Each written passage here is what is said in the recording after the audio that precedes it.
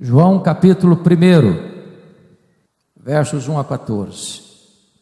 Se você está com a sua Bíblia, não fecha, por favor, depois da leitura.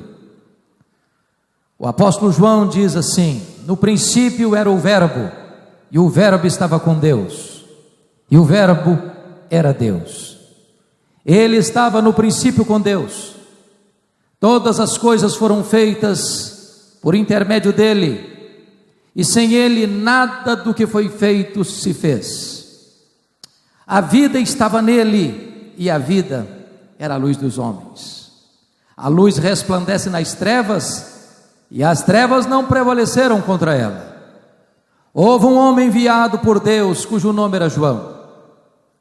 Este veio como testemunha, para que testificasse da luz, a fim de todos virem a crer por intermédio dele. Ele não era luz, mas veio para testificar da luz, a saber, a verdadeira luz que vinda ao mundo ilumina a todo homem. O Verbo estava no mundo, o mundo foi feito por intermédio dele, mas o mundo não o conheceu. Veio para que era seu e os seus não o receberam. Mas a todos quantos o receberam, deu-lhes o poder de serem feitos filhos de Deus, a saber, aos que creem no seu nome, os quais não nasceram do sangue, nem da vontade da carne, nem da vontade do homem, mas de Deus. E o Verbo se fez carne e habitou entre nós, cheio de graça e de verdade, e vimos a sua glória, glória como do unigênito do Pai. Amém. Eu quero falar com vocês nesta noite sobre as glórias do nosso Redentor. E introduzo esta fala dizendo que esta obra, Evangelho de João, é a obra literária mais importante da história da humanidade. João alcança o pináculo da teologia cristã, é a acrópole da revelação bíblica, é o pico do Everest de todas as doutrinas reveladas nas Escrituras. Este livro é o livro mais publicado na história da humanidade, já passa de 4 bilhões de exemplares nas mais diversas línguas ao redor do mundo. João escreve este evangelho no final do primeiro século, quando todos os apóstolos do Senhor Jesus Cristo já estavam mortos e mortos pelo viés do martírio. João escreve este evangelho quando Mateus, Marcos e Lucas já circulavam na igreja cristã há quase 30 anos. João escreve este evangelho para combater uma perniciosa heresia que estava minando a igreja cristã já no começo, já no final do primeiro século, e quase devasta a igreja no segundo e terceiro séculos, chamado gnosticismo. E o gnosticismo estava fundamentado num pensamento grego, do dualismo grego: a matéria é má, o espírito bom. Os gregos, por exemplo, em virtude desta doutrina que eles defendiam, não acreditavam na criação, na encarnação e na ressurreição. Por isso eles não podiam aceitar que Jesus Cristo, sendo Deus, se fizesse homem, porque eles entendiam: se ele tem um corpo, e o corpo é material, e a matéria é má, ele não pode ser bom, ele não pode ser Deus e homem ao mesmo tempo. E João então escreve este evangelho para provar que Jesus Cristo é Deus e Jesus Cristo é homem. Ele não deixou de ser Deus ao se fazer homem, e ele não deixou de ser homem ao retornar ao céu como Deus. De tal forma que aqui, na introdução deste evangelho, como vestíbulo de toda a sua obra, João abre as cortinas da eternidade, acende as luzes da ribalta no palco da história e revela para nós as glórias do nosso Redentor. E ele começa no verso 1 falando dos atributos do Verbo, e ele começa assim: no princípio era o Verbo. Vocês que têm uma noção melhor do que a minha da língua portuguesa, sabem que ele está usando aqui o pretérito imperfeito, porque se ele estivesse usando o pretérito perfeito, ele diria: no princípio foi o verbo. Mas quando ele diz no princípio era o verbo, ele nos remete a Gênesis 1:1, está escrito: no princípio criou Deus os céus e a terra. Os céus e a terra tiveram um começo, tiveram um princípio. Mas o verbo, quando tudo teve um princípio, ele já existia. Ele preexiste ao tempo, ele preexiste à história, ele preexiste à criação, ele é eterno. E eu preciso afirmar a vocês que eternidade é um conceito que nós não entendemos. Há um livro difícil de ser lido, mas necessário de ser entendido: As Categorias de Aristóteles. O pensador grego disse que nós só entendemos as coisas dentro de categorias humanas, de tempo, de espaço, de tamanho, pois eternidade é um conceito que nós não entendemos. Nós entendemos tempo, eternidade não, e eu explico. Se você tirar um dia de 1 milhão de anos, você não tem mais 1 milhão de anos. Mas se você tirar 1 milhão de anos da eternidade, quanto lhe resta? A eternidade. E se você tirar 1 bilhão de anos da eternidade, quanto lhe resta? A eternidade. Portanto, a eternidade não é tempo. Este é um conceito que nós não entendemos, porque eternidade é um atributo exclusivo de Deus. O nosso Redentor é eterno. Esta mensagem foi gravada durante o evento da Consciência Cristã e faz parte de uma série de outras mensagens que estão disponíveis no Bless, uma plataforma de estudos bíblicos focada em te auxiliar na sua jornada de fé. Acesse o link que está na descrição e saiba mais. Mas João prossegue e diz que ele estava com Deus, e o verbo estava com Deus. Essa expressão grega pros ton theon significa literalmente face a face com Deus. Se Deus é uma pessoa e Deus é, e se o verbo estava face a face com Deus, lá nos refolhos da eternidade, antes do tempo, logo o verbo não era um ser impessoal como pensavam os gregos, mas um ser pessoal. Ele é eterno e ele também é pessoal. Mas João prossegue e diz: e o verbo era Deus. Não um ser inferior a Deus, como pensava Ário de Alexandria, não um ser superior aos anjos, mas Deus, da mesma substância, da mesma natureza, Deus de Deus, luz de luz, coigual, coeterno e consubstancial com o Pai, tendo os mesmos atributos do Pai e realizando as mesmas obras do Pai. E eu preciso aqui concordar com o grande pensador cristão C.S. Lewis, quando ele disse: em relação a Jesus, você só tem 3 possibilidades: ou ele é um mentiroso, ou ele é um lunático, ou ele é Deus. Se ele não é quem ele disse ser, ele é um mentiroso. Se ele não é quem ele pensou ser, ele é um lunático. Mas se ele é quem ele disse ser, então ele é Deus. Não dá para você dizer o seguinte: bom, eu acho que ele não é Deus, mas ele é um grande ser, é um grande mestre, é um espírito de luz. Não, isso ele não pode ser,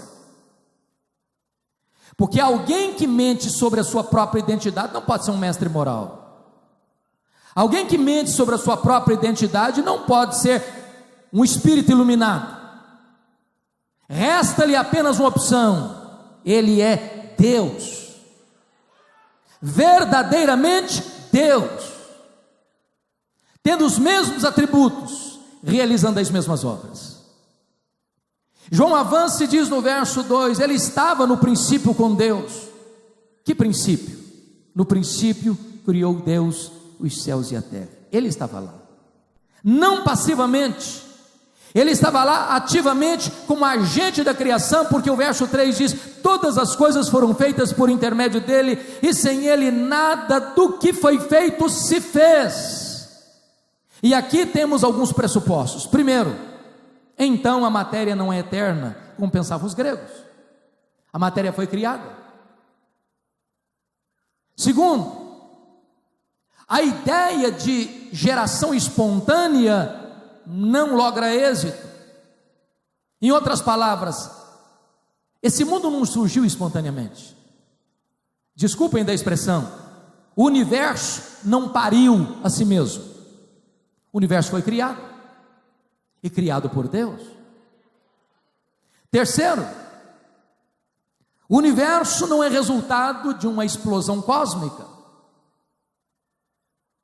porque o caos não produz o cosmos, porque a desordem não produz a ordem.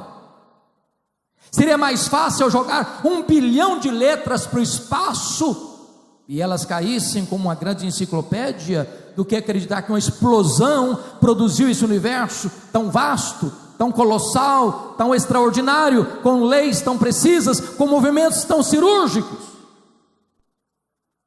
O nosso planeta não está onde está por acaso.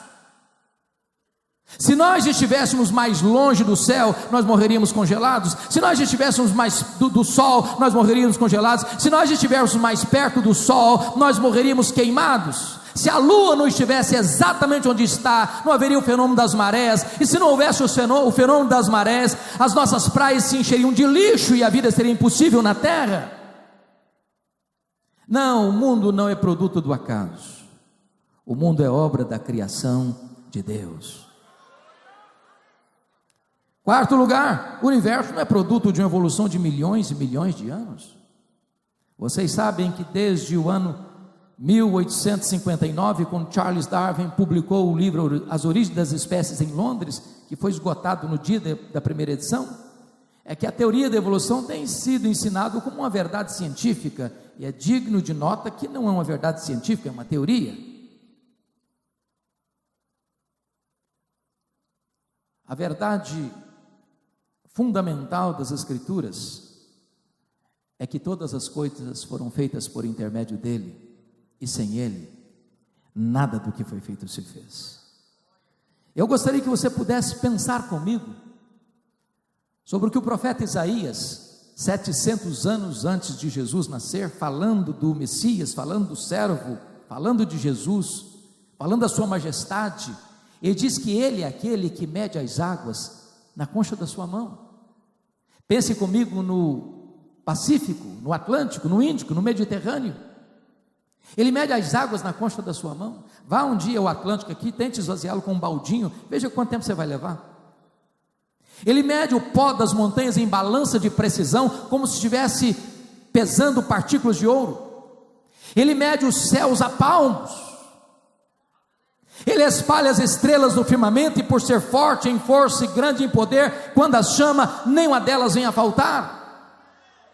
Ele olha para as grandes e poderosas nações da terra, e diz a Bíblia que ele considera essas poderosas nações, grandes impérios econômicos e militares, ele considera todos esses impérios como um pingo que cai de um balde, como um pó numa balança de precisão, como um vácuo, como nada, como menos do que nada. Este é o nosso glorioso Redentor. Se você perguntar a um astrônomo qual é o tamanho deste universo que Deus mediu a palmos, sabe qual é a resposta dele? Eu não sei. Mas quando ele diz eu não sei, ele não está confessando uma ignorância total. O que ele está dizendo é que nenhum homem sabe exatamente qual é o tamanho do universo. E eu posso lhes garantir que o universo não é infinito, porque a infinitude é um atributo exclusivo de Deus. Mas o que os cientistas já sabem é que o nosso universo tem mais de 93 bilhões de anos-luz de diâmetro. E o que significa isso? Significa que se nós voássemos a velocidade da luz, 300 mil quilômetros por segundo, nessa velocidade, nós demoraríamos mais de 93 bilhões de anos para ir de uma extremidade à outra do universo. Pois o verbo de Deus criou tudo isso. O verbo de Deus é maior do que tudo isso. Este é o nosso glorioso Redentor. Se você perguntar para um astrônomo quantas estrelas existem, ele vai responder, eu não sei. Mas o que eles afirmam categórica e insofismavelmente, que há mais estrelas no firmamento que todos os grãos de areia de todas as praias e desertos do nosso planeta. Vá um dia à praia, encha a concha da sua mão de areia, leve para uma tábua de vidro e conte quantos grãos de areia você põe na concha da sua mão. Mas ele não criou apenas todas as estrelas. Diz a Bíblia que ele conhece cada uma delas pelo nome, e por ser forte em força e grande em poder, quando as chama, nenhuma delas vem a faltar. Este é o nosso glorioso Redentor. Mas a ciência não está apenas boquiaberta com a grandeza quase insondável do cosmos, a ciência está também completamente perplexa com a complexidade do microcosmo. Uma tenra folha que você colhe em seu jardim é mais complexa do que a cidade de Campina Grande. Se você pega um ovo na geladeira e quebra uma frigideira, aquela gema é mais complexa do que qualquer máquina que o homem jamais inventou. Dr. John Wilson, professor da Universidade de Harvard, diz que você e eu temos mais de 2 milhões de fios duplos encapados em cada um dos nossos olhos, e se não for assim, haveria um curto-circuito e nós ficaríamos cegos. Dr. Marshall Nirenberg, prêmio Nobel de Biologia, fez uma das mais fantásticas descobertas no século passado. Ele descobriu que você e eu somos um ser programado geneticamente. Ele descobriu que você e eu temos mais de 60 trilhões de células vivas no nosso corpo. Ele descobriu que em cada uma dessas células nós temos 1,70 m de fita DNA, onde estão gravados e computadorizados todos os nossos dados genéticos, a cor dos nossos olhos, a cor da nossa pele, o nosso temperamento. Se você espicha a fita DNA do seu corpo, você tem 102 trilhões de metros de fita DNA, você tem 102 bilhões de quilômetros de fita DNA, daria para dar diversas voltas no sistema planetário. Mas códigos de vida não se originam espontaneamente. Códigos de vida não se originam de uma explosão cósmica. Códigos de vida não se originam de uma evolução de milhões e milhões de anos. Códigos de vida foram plantados em você pelo Deus Todo-Poderoso, Criador dos céus e da terra, e este Deus é o nosso glorioso Redentor. Quando chega no verso 4, João vai nos fazer outra afirmação espantosa. Ele diz: a vida estava nele e a vida era a luz dos homens. Sabe o que significa isso? Ele é autoexistente. Deus não deriva a sua vida de ninguém. Ele tem vida em si mesmo. Alguém pergunta: quem criou Deus? Ninguém criou Deus. Ele é o Criador. Quando Deus passou a existir? Não, ele não passou a existir, ele sempre existiu. Ele é o Pai da eternidade.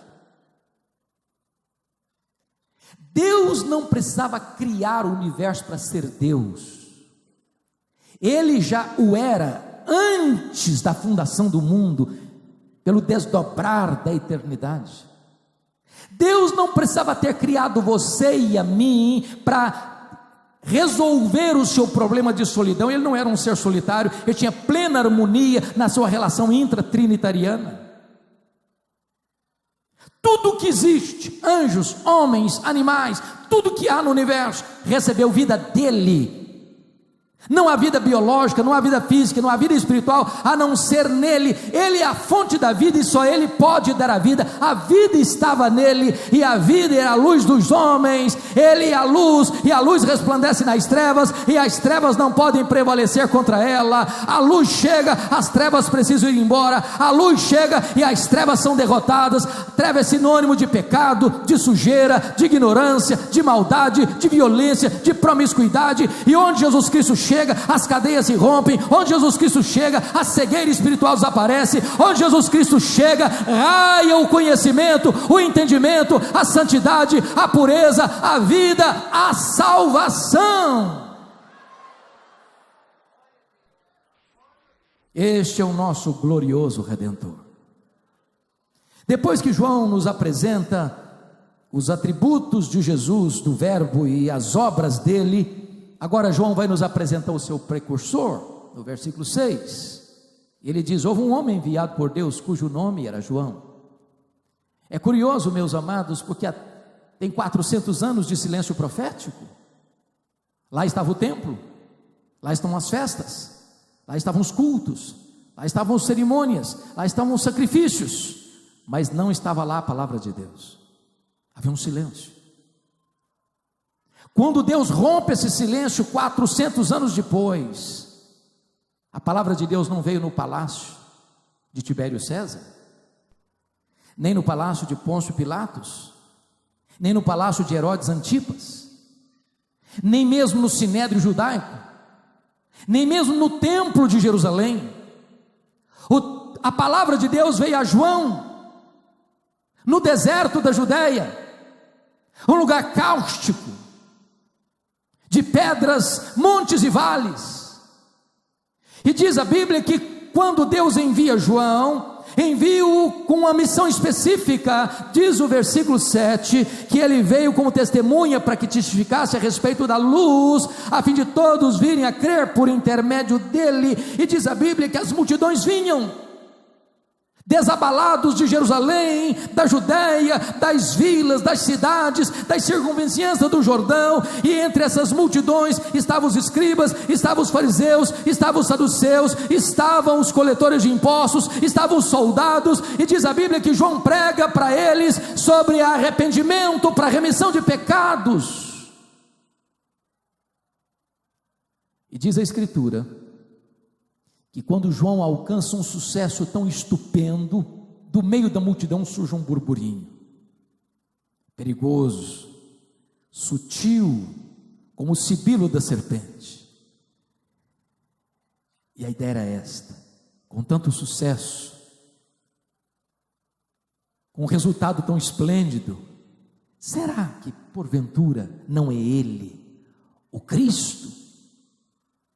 Mas esta cogitação popular transpira e chega aos próprios ouvidos de João Batista, quando a pergunta é direta: porventura tu não és o Cristo?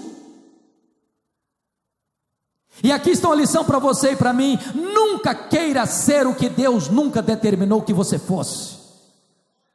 Nunca queira roubar a glória que só pertence a Deus.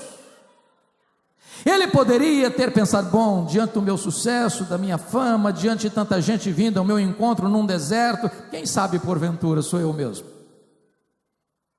Mas ele foi categórico: eu não sou o Messias, eu não sou um verbo, eu sou uma voz. Eu não sou a luz, eu testifico da luz. Eu não sou o cordeiro, eu aponto para ele e digo: eis o cordeiro de Deus que tira o pecado do mundo. Eu não sou o noivo, eu sou amigo do noivo. Eu batizo com água, mas aquele que vem depois de mim batiza com o Espírito Santo e com fogo. Eu não sou sequer digno de me curvar, desatar-lhe a correia das sandálias. Eu tenho um lema de vida: convém que ele cresça e que eu diminua.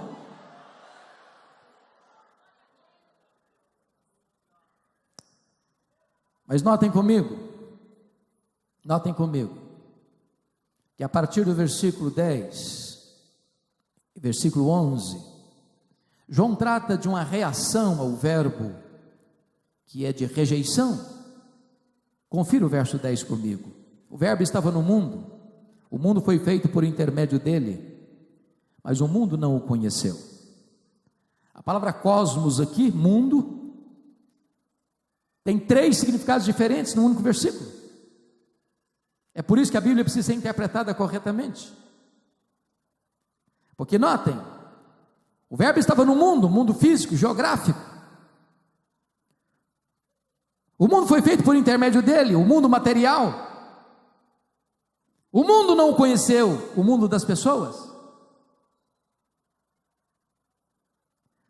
Mesmo sendo criado pelo próprio verbo de Deus, o mundo não o conheceu, não o adorou, não o serviu, não por falta de conhecimento, mas por falta de fé, não por falta de luz, mas por falta de olhos. E notem comigo o verso 11: ele veio para os seus e os seus não o receberam. Quem eram os seus aqui? O povo judeu. E por que não o recebeu? Não por falta de evidência, mas por incredulidade. Porque toda a história do Velho Testamento é para apontar para o Messias. Desde Gênesis 3,15, da semente da mulher nascerá aquele que esmagará a cabeça da serpente. Os patriarcas falaram dele, os profetas apontaram para ele, os sacrifícios judaicos eram sombra dele, o cordeiro da Páscoa apontava para ele, o templo apontava para ele, o tabernáculo apontava para ele, as cerimônias religiosas de Israel apontavam para ele, as festas de Israel eram um símbolo dele, e diz a Bíblia que na plenitude dos tempos ele veio, cumprindo as profecias. Nasceu sob a lei, nasceu de mulher, e ele se encarnou, e ele andou entre o seu povo, e ele fez milagres. Os cegos viram, os mudos falaram, os surdos ouviram, os coxos andaram, os leprosos foram purificados, os endemoniados foram libertos, os mortos ressuscitaram. Eles viram o Messias, mas o rejeitaram, taparam os ouvidos, endureceram o coração, e ainda hoje eles aguardam o Messias que já veio. Isso é um alerta para a igreja evangélica brasileira. Eu levo caravanas todos os anos para Israel, e eu tenho visto uma coisa preocupante na igreja evangélica brasileira, que é a judaização da igreja evangélica brasileira. Tem muitos pastores achando que é uma grande coisa você introduzir as festas judaicas, as cerimônias judaicas, os rituais judaicos, as peças que ornavam o templo judaico, como se isso fosse um upgrade no cristianismo. Isso é retrocesso, isso é voltar para as sombras, quando a realidade já chegou, e a realidade é Cristo. Nós não temos outro assunto para pregar, nós não temos outro tema a afirmar, é Jesus. Ele é a razão da nossa vida, Ele é a nossa esperança, Ele é a nossa paz, Ele é a nossa alegria, Ele é o nosso Senhor, Ele é o nosso Redentor, Ele é o nosso mediador, Ele é o nosso Consolador, Ele é o caminho, Ele é a verdade, Ele é a vida, Ele é o único que pode nos levar ao Pai, e é acerca dEle que o nosso coração precisa estar focado. Mas bendito seja Deus, quando você chega ao verso de número 12, há uma adversativa maravilhosa. Aliás, toda vez que você estiver lendo a Bíblia, preste atenção nas adversativas. Mas, porém, todavia, entrementes, entretanto, porque diante da rejeição do povo de Deus, não recebendo o Messias de Deus, o verso 12 diz: mas a todos quantos o receberam, deu-lhes o poder de serem feitos filhos de Deus, a saber, aos que creem no seu nome. E esse versículo põe o machado da verdade na raiz de um perigoso entendimento brasileiro, que todos são filhos de Deus. A Bíblia não sustenta essa tese. O homem é criatura de Deus, mas a única maneira de um homem e uma mulher serem filhos de Deus é recebendo a Jesus Cristo e crendo no seu nome. Mas você pode perguntar: todos quem? Todos quantos? Todos judeus, todos gentios, todos ricos, todos pobres, todos homens, todos mulheres, todos crianças, todos adolescentes, todos jovens, todos adultos, todos anciãos, todos negros, todos amarelos, todos brancos, todos religiosos, todos não religiosos, todos de qualquer lugar, de qualquer geografia, de qualquer tempo. Aquele que crer nele, Deus dá a ele o direito de ser filho de Deus. Mas a todos quantos o receberam, deu-lhes o poder. Notem vocês que nenhuma igreja, nenhuma denominação, nenhum papa, nenhum pastor, nenhum sacerdote, nenhum missionário, nenhum homem, nenhum governante, nenhuma instituição humana tem autoridade e competência para dar ao homem o status de filho de Deus. Somente o próprio Deus pode fazer de você seu filho. E a única condição para que você seja filho de Deus é crer em Jesus. Ninguém é filho de Deus porque é evangélico, ninguém é filho de Deus porque é católico, ninguém é filho de Deus porque é espírita, ninguém é filho de Deus porque é budista, ninguém é filho de Deus porque faz boas obras, ninguém é filho de Deus porque faz sacrifícios, ninguém é filho de Deus porque frequenta a igreja, ninguém é filho de Deus porque lê Bíblia, porque ora, porque contribui. A única condição para você ser filho de Deus é crer no Senhor Jesus Cristo. Entretanto, a Bíblia diz que quando você crê no Filho de Deus, ninguém pode tirar de você o privilégio de ser filho de Deus. Mas a todos quantos o receberam, deu-lhes o poder de serem feitos filhos de Deus. Agora preste atenção.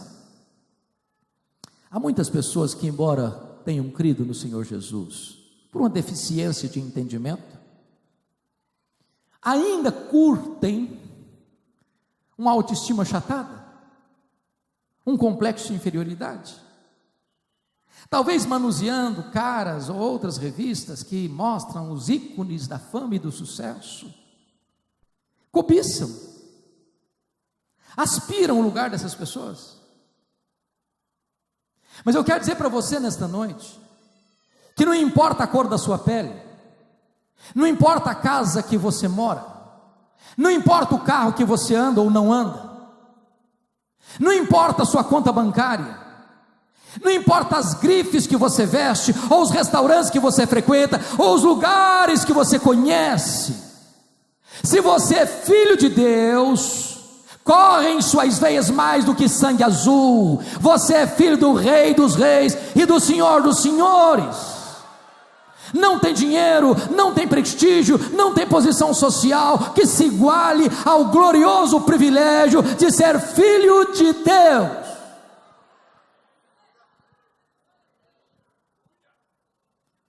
Mas notem comigo que João está tão interessado em deixar esse assunto claro, para que não haja qualquer confusão, que ele explicita isso mais claramente no verso 13.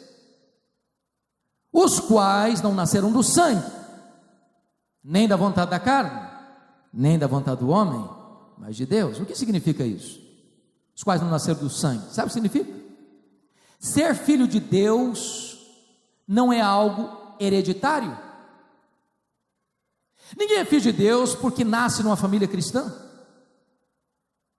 porque o pai é um cristão, porque a mãe é uma cristã. Não. Se o adágio, filho de peixe é peixinho, não cabe aqui. Filho de crente não é crentinho. Para você ser filho de Deus, você precisa nascer de novo. Você precisa nascer do alto, você precisa nascer de cima, você precisa nascer do Espírito. Então ninguém é filho de Deus porque pertence à família tal, porque frequenta a igreja tal, porque está afiliado à denominação tal. Não, absolutamente não. Segundo lugar, os quais não nasceram da vontade da carne. Sabe o que significa isso? Nenhum de nós tem competência e autoridade para se autodeclarar filho de Deus. Não é assim que acontece. Você está lá na sua casa, pensando, meditando, refletindo, e de repente um insight. Eu a partir de hoje me declaro filho de Deus. Sou filho de Deus. Não, você não tem esse poder. Você não tem essa competência. Você não tem essa autoridade. Só o próprio Deus pode fazer isso em você e por você. Terceiro lugar, diz aí o versículo 13: os quais não nasceram da vontade do homem. Em outras palavras, nenhum homem, por mais cheio e revestido de poder, tem autoridade para dizer para você: seja filho de Deus. Não se transfere isso de homem para homem, Só o próprio Deus pode declarar você seu filho, e a única condição para fazer isso é você aceitar e crer em Jesus Cristo, seu Filho, como seu Salvador pessoal, como Senhor da sua vida. Mas, irmãos queridos, depois que João apresenta para nós os atributos do Verbo, as obras do Verbo e as reações ao Verbo, João vai nos fazer a mais estonteante declaração do cristianismo. Atanásio, o grande campeão da ortodoxia do século IV, escreveu uma obra sobre encarnação, e ele diz que a encarnação é o maior mistério do cristianismo.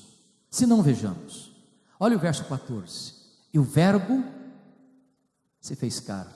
A pergunta é, que verbo?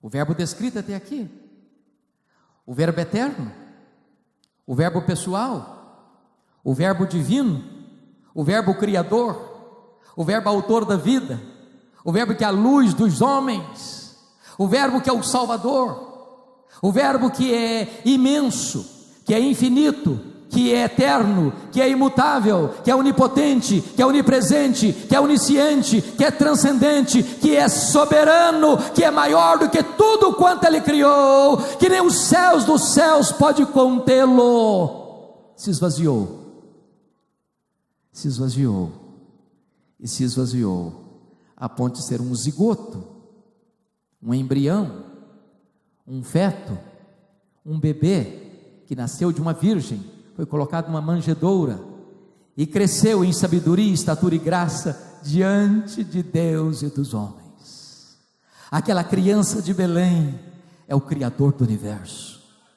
Aquele menino, filho de José e Maria, é o que sustenta o universo em suas poderosas mãos. É o Rei da glória que está sentado no trono e rege as nações. É aquele que tem todo o poder e tem toda a autoridade nos céus e na terra. Ele que habitou em luz inacessível e reinou com o Pai e com o Espírito Santo por toda a eternidade, antes da criação do mundo. Ele veio ao mundo e se fez carne e habitou entre nós. Quando diz que Ele habitou entre nós, Ele armou a sua tenda entre nós, Ele pisou o nosso chão, Ele comeu o nosso pão, Ele bebeu a nossa água, Ele sentiu a nossa dor, Ele chorou as nossas lágrimas, Ele se fez um conosco, exceto no nosso pecado, e carregou o nosso pecado sobre a cruz, para morrer por nós, para ressuscitar para nossa justificação, e nos dar a vida eterna. Mas João vai além e diz o seguinte: e o Verbo se fez carne e habitou entre nós, cheio de graça e de verdade. Pensem comigo, se o Verbo tivesse manifestado a nós cheio de justiça e juízo, o que seria de nós? Sabe o que a Bíblia diz? Que o melhor de nós, as nossas justiças, não passam de trapo de imundícia aos seus olhos. Ora, se o melhor de nós é trapo, e o pior de nós, o que seria?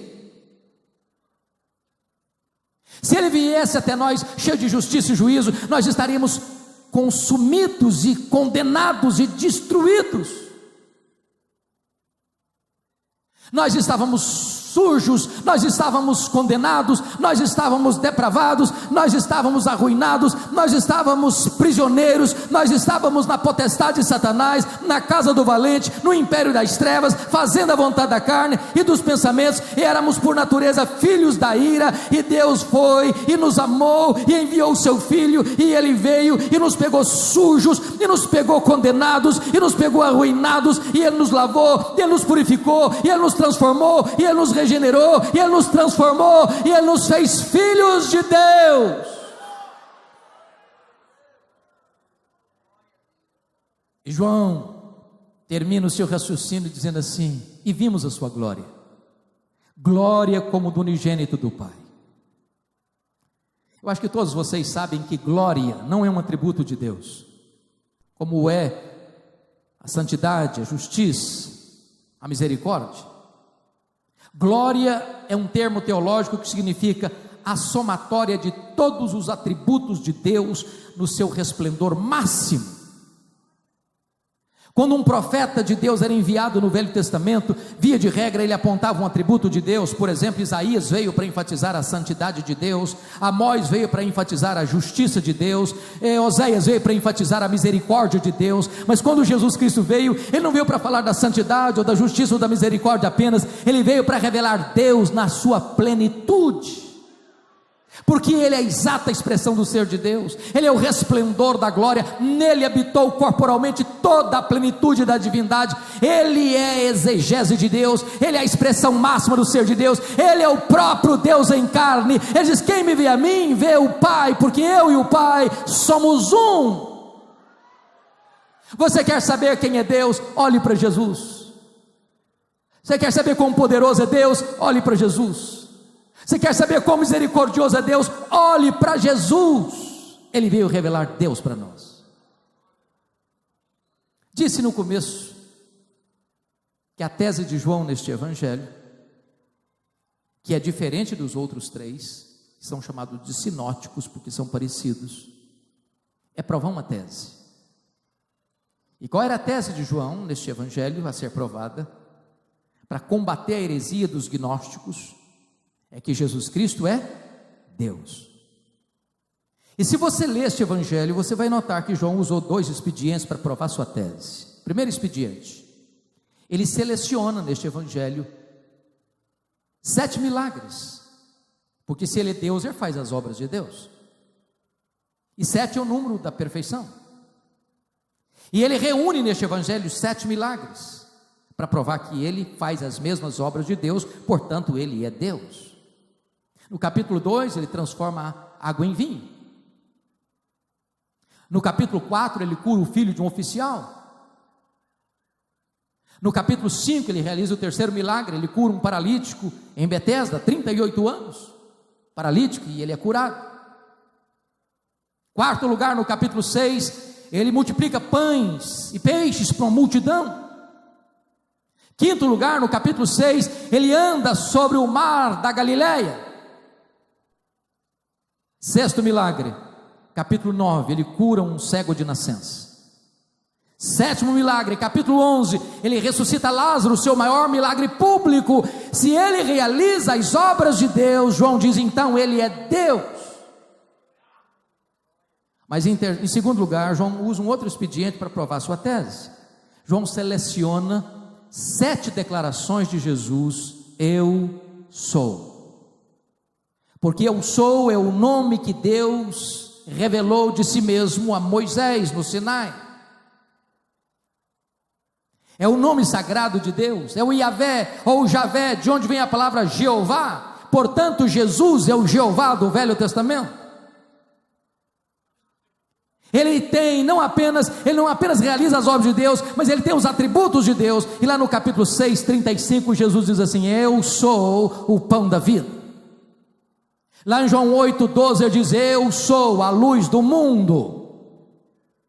Lá em João 10, 9, ele diz: eu sou a porta, quem entrar por mim será salvo, entrará e sairá e achará pastagens. Quarto lugar, lá em João 10, 11, ele diz: eu sou o bom pastor dá a vida pelas suas ovelhas. Quinto, João 11, 25, ele diz: eu sou a ressurreição e a vida, aquele que crê em mim não morrerá eternamente, passou da morte para a vida. Sexto, João 14, 6, ele diz: eu sou o caminho e a verdade e a vida, e ninguém vem ao Pai senão por mim.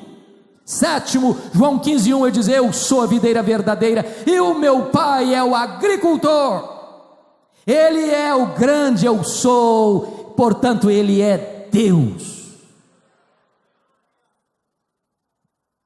Mas curiosamente, de todas essas 7 declarações, uma delas Jesus partilha conosco. Ele diz em João 8, 12: eu sou a luz do mundo. Mas em Mateus 5,14 está escrito: vós sois a luz do mundo. Em momento algum Jesus diz assim: vós sois o pão da vida. Em momento algum Jesus diz: vós sois a porta. Em momento algum Jesus diz: vós sois o bom pastor. Em momento algum Jesus diz: vós sois a ressurreição e a vida. Em momento algum Jesus diz: vós sois o caminho, a verdade e a vida. Em momento algum Jesus diz: vós sois a videira verdadeira. Mas ele diz: eu sou a luz do mundo e vós sois a luz do mundo. Como entender isso? Eu pergunto a vocês: o sol brilha? Sim, o sol brilha. A lua brilha? Sim, a lua brilha. Mas se o sol brilha e a lua brilha, qual a diferença entre eles? É que quando o sol brilha porque tem luz própria. Jesus é a luz do mundo porque ele é o sol da justiça, ele tem luz própria.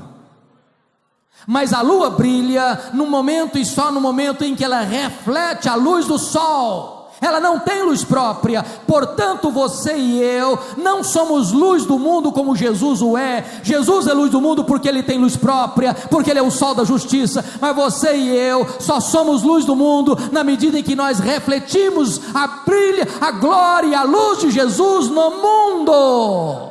Ele é a luz, nós refletimos essa luz. A minha esperança e a minha oração é que esta conferência, que começa hoje e vai até terça, possa nos levar a esta verdade de sermos edificados sobre a rocha. Ele é a rocha. Nós não temos outro tema, nós não temos outro assunto, nós não temos outra mensagem, nós não temos outro conteúdo. Ele nos basta, ele é suficiente. Ele é a nossa alegria, ele é a nossa vida, ele é a nossa herança, ele é o nosso Senhor, ele é o nosso Salvador, ele é o amado da nossa alma, ele é o Deus vivo, é o Deus que matou a morte com a sua morte ao ressuscitar dentre os mortos. Ele é aquele que está sentado à destra de Deus e intercede por nós. Ele é o rei que governa as nações, que põe reis e destrona reis. Ele é aquele que vai voltar com grande glória e poder para buscar a sua igreja. Ele é o amado das nações, o desejado das nações. Ele é o caminho para Deus, ele é a porta para o céu. Ele é o único nome que pode trazer esperança, porque não há salvação em nenhum outro nome dado entre os homens, pelo qual importa que sejamos salvos.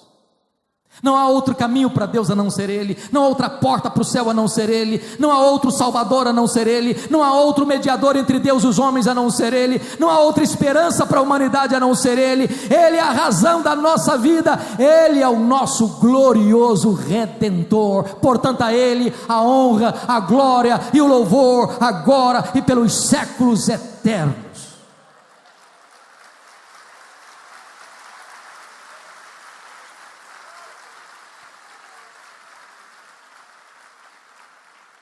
Eu gostaria de convidar você nesse momento a fechar seus olhos, curvar sua fronte,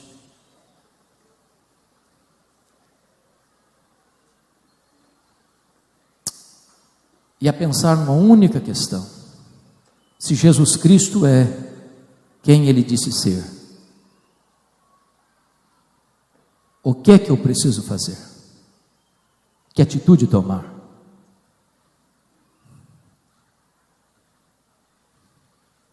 Talvez você pudesse fazer a mesma pergunta do passado: o que é que eu vou fazer de Jesus chamado Cristo? Pilatos, quando pensou nisso, tentou desviar a atenção e transferir essa responsabilidade para outrem. Não foi possível.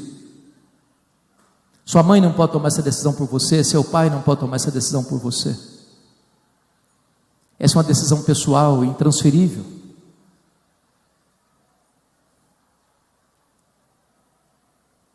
Nada neste mundo pode trazer esperança para você, nem dinheiro, nem sucesso, nem fama, nem saúde, nem família, nem amigos.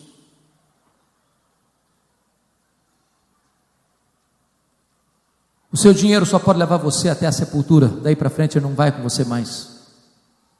sua religião não vai socorrer você. Mas Jesus Cristo hoje, agora, pode ser o seu Salvador. Ele pode perdoar os seus pecados. Ele pode transformar a sua vida. Ele pode abrir os seus olhos. Ele pode tirar o tampão dos seus ouvidos. Ele pode tirar o seu coração duro como pedra e dar-lhe um coração de carne. Ele pode selar você com o Espírito Santo da promessa. Ele pode dar a você nesta noite a vida eterna. Se você entrou neste vasto auditório sem ter essa certeza, hoje, agora, você pode ter essa certeza. Porque não é uma coisa emocional, nem mística.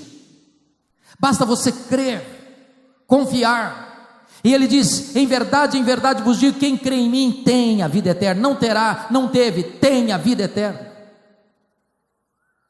Você não compra a vida eterna, você não merece a vida eterna, você não pode fazer nada para herdar a vida eterna, porque Ele já fez tudo por você, Ele já morreu pelos seus pecados, Ele já verteu o seu sangue por você, e agora de graça Ele oferece para você a vida eterna. Se nessa hora você crer no Filho de Deus, hoje, aqui, nessa noite, você se transforma em Filho de Deus, membro da família de Deus. Esta mensagem foi gravada durante o evento da Consciência Cristã e faz parte de uma série de outras mensagens que estão disponíveis no Bless, uma plataforma de estudos bíblicos focada em te auxiliar na sua jornada de fé. Acesse o link que está na descrição e saiba mais.